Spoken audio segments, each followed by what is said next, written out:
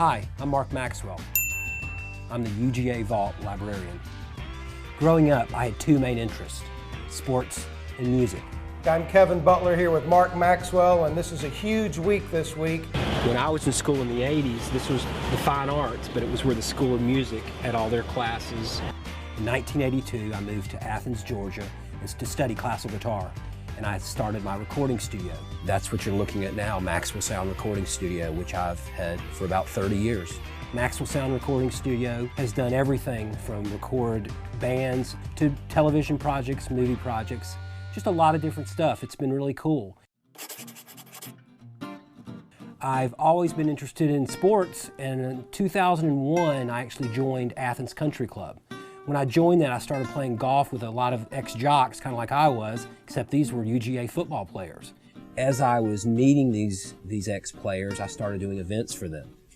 And in doing those events, I started realizing that I needed some old content. So through the archives over at the Coliseum, that's where they stored everything, I started going over there and seeing cassette tapes, seeing reel-to-reel tapes, seeing films.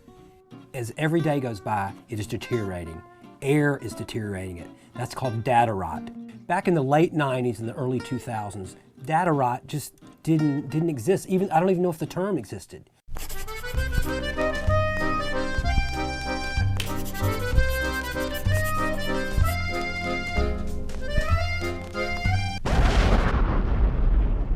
Data rot is going to happen. It's going to deteriorate.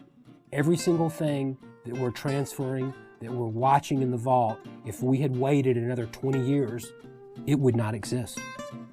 Not only is the videotape deteriorating, but the players that play it. I mean, nobody makes a 3/4 deck anymore. And when the parts run out, game is over. Everybody has to realize that formats have been changing, and they've been changing since the beginning of time, from the clay tablet on. The 8-track, how long did that last? Initially, I was just digitizing audio. It started with Larry Munson calling the games. Once I had gotten most of the audio done, they said, well, here's some 3/4 tapes. Why don't you transfer some of these? What's on the vault right now? Not even half of what I've transferred, and I'm not through transferring stuff. It's probably between 16 and 18 terabytes now, and it's hundreds of hours.